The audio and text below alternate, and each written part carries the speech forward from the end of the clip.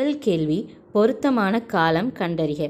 காலம்னு எடுத்துக்கிட்டிங்கன்னா 3 டைப் இருக்குது. அது எதெல்லாம் பார்த்தீங்கன்னா, இறந்த காலம், நிகழ்காலம், எதிர்காலம். அதாவது இறந்த காலம்னா ஏற்கனவே முடிஞ்சு போனது, நிகழ்காலம்னா இப்போ நடந்துட்டுருக்குது, எதிர்காலம்னா இனிமேல் நடக்க போகிறது.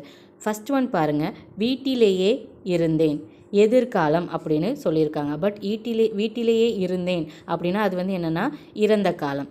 அடுத்தது பாருங்கள், நாளை வருவேன் அப்படின்னா அது இறந்த காலம் அப்படின்னு சொல்லியிருக்காங்க. பட் நாளைங்கிறது வந்து எதிர்காலம். அடுத்தது பாருங்கள், வெற்றி பெற்றேன் அது எதிர்காலம்னு சொல்கிறாங்க. பட் வெற்றி பெற்றேன் அப்படிங்கிறது வந்து என்னென்னா நிகழ்காலம்.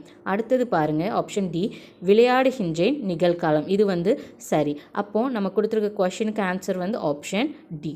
அடுத்த கேள்வி பாருங்கள், பொருத்தமான காலம் அமைத்தல் தவறான இணையை தேர்ந்தெடுக்க. ஓகே, ஸோ இதில் தப்பாக மேட்ச் ஆகிருக்க எதுவோ அதை வந்து நம்ம செலக்ட் பண்ணணும். ஏ பாருங்கள், வாழ்வான் அது வந்து எதிர்காலம், இது வந்து சரி.